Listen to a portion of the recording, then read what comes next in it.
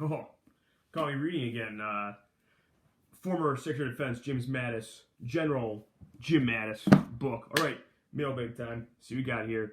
We'll go 5 minutes. Serious questions? 5 minutes.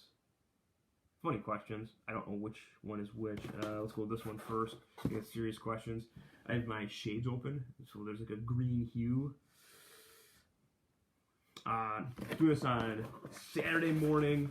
Let's see, you're watching the NFL draft, Packers draft. Awful, very depressing. But these questions will brighten up my day, or they won't. Who knows? Let's find out. Question 1.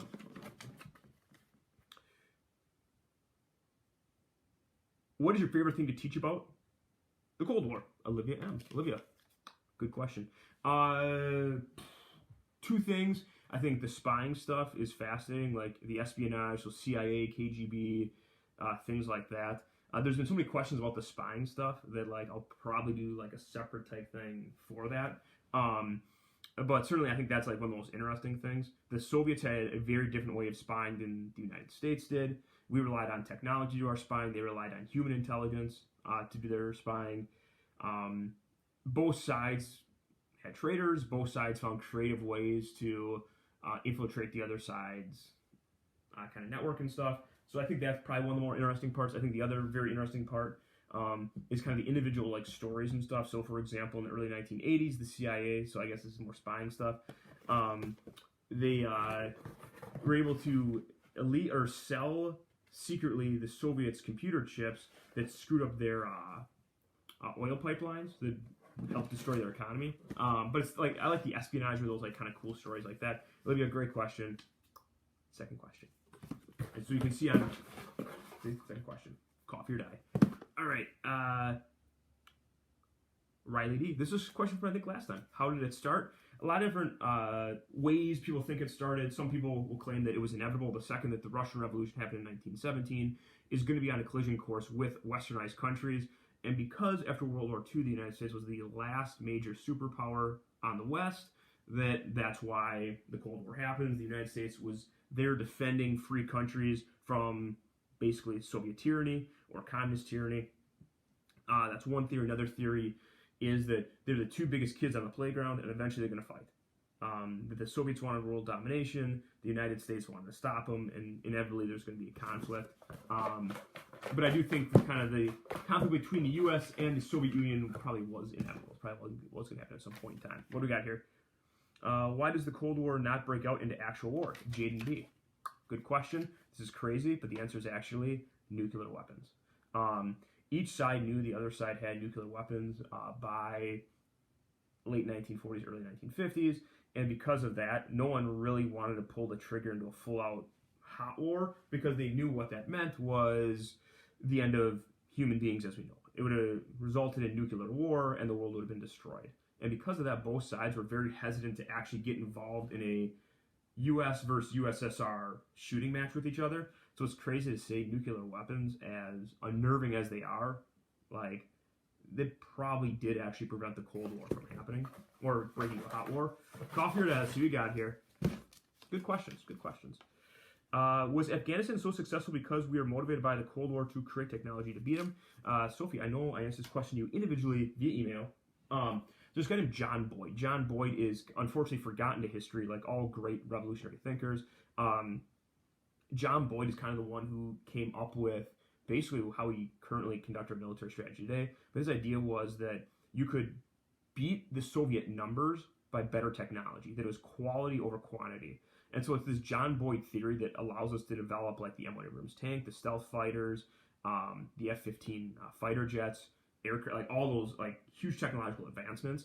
And it's John Boyd's vision that our greatest strength as a country in terms of like military isn't our numbers, because we can't compete with like a China, a Russia, like in terms of a man-for-man comparison, but we can beat them with technology. And so certainly that begins in the late 1960s. By the early 1980s, people in Washington are actually listening to John Boyd. And then by today and stuff, we're very much, our military is very much based upon the ideas of John Boyd, who believed that his technology could, it wasn't like the end all be all, but certainly like good technology can make up for a lack of manpower? It's a great question. Okay, a couple more here. Why did Stalin think killing could solve things? Hashtag human garbage. Hashtag good question, Morgan.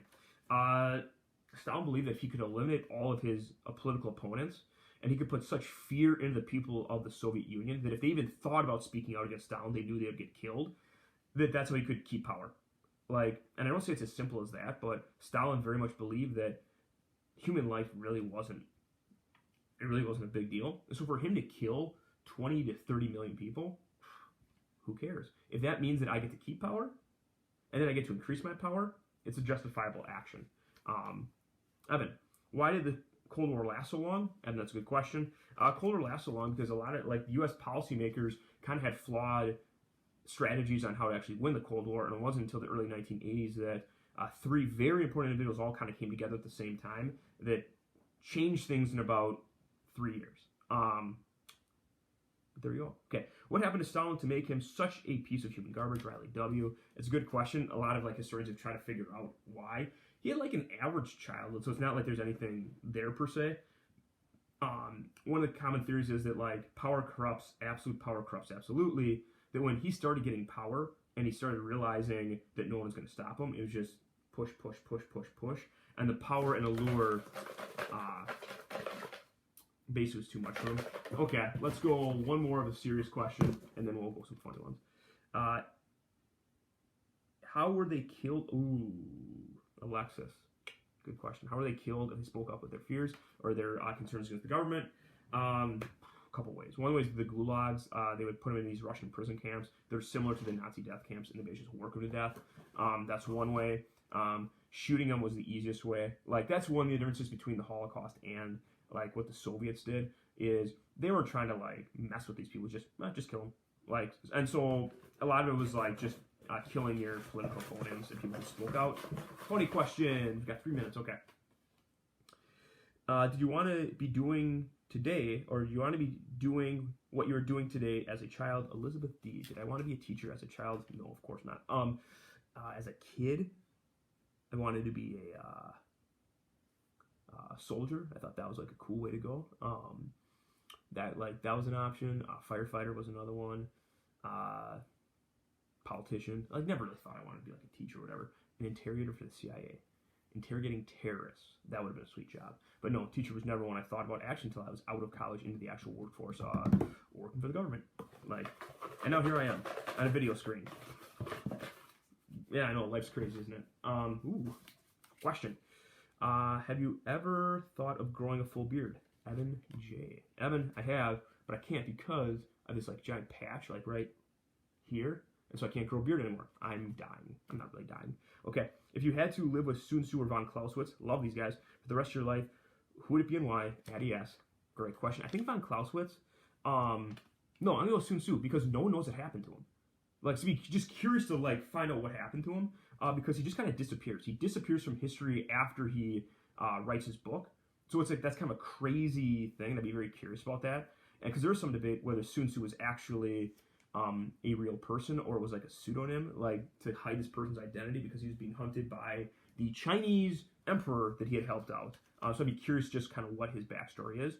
How can I get good style like Mr. Frank, Owen B? Grow a mustache, don't cut your hair, don't shower as much as you should, follow at least 2 fashion blogs. The big thing is the mustache. People like the mustache and get a lot of good comments about the mustache. Don't do any of those things. Be yourself. Be yourself. Okay. Is a hot dog a sandwich? Ariana B. That's a good question. I'm going to say no. It satisfies certain requirements like having 2 pieces of bread and things like that, but I feel it's not a sandwich. I don't know. We can debate that, but I feel it's not a sandwich. Good question. Not our ending question, but a good question. Do you think Carol Baskin killed her husband? Of course. She definitely killed Don Lewis. For sure. Now, I have noticed that when I was going through the sheet, there are a lot of questions about my favorite foods. It's a lot of food-based questions this time. But is the S or the C silent in scent? Dina R. The correct answer is neither are silent. Okay. Here's a good one. Fish. Thanks, Noah. Fish. Okay. Another good one. No. from Oregon? Good question. Good question. Oh, food question. What's your favorite restaurant?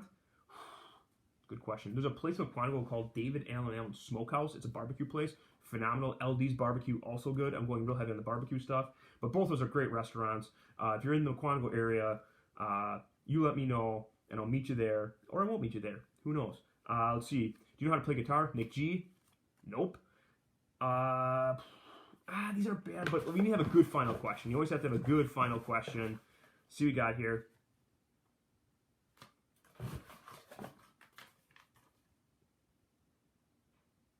Oh man, this is a good serious question. I'm gonna save this one actually, because that's a really good one. So that'll be my lead question next time. Oh my gosh, I'm going over here. What is your favorite show or movie that has Russians in it? Maggie B, good question. Rocky IV, definitely probably number one. Great movie. Watch it tonight. Miracle, based on a true story. Great movie. The Americans TV show on FX, it like ran for like 5-6 years. Probably not school appropriate to watch, but it's actually pretty accurate about what was going on in 1984, the year of the spy, which is something we'll talk about later on. Man, I think it's got to be Rocky IV. It's got to be Rocky IV, which is crazy that it's the second straight video we've ended on a Rocky IV related thing. Thank you, Hudson, for your first Rocky IV question, but maybe Rocky IV, watch this night, ends the Cold War, gives you hope. So, final parting thoughts here. The video has gone over because I was talking about Rocky. Wash your hands. Social distance. We're going to get through this. The Packers draft has been awful, but it's all going to be okay. Eventually. It'll all be okay. Mustache. I got a lot of mustache questions in there. It's staying. It's staying because it looks sweet. Okay, you guys have a good rest of your day, good weekend. Watch Rocky IV.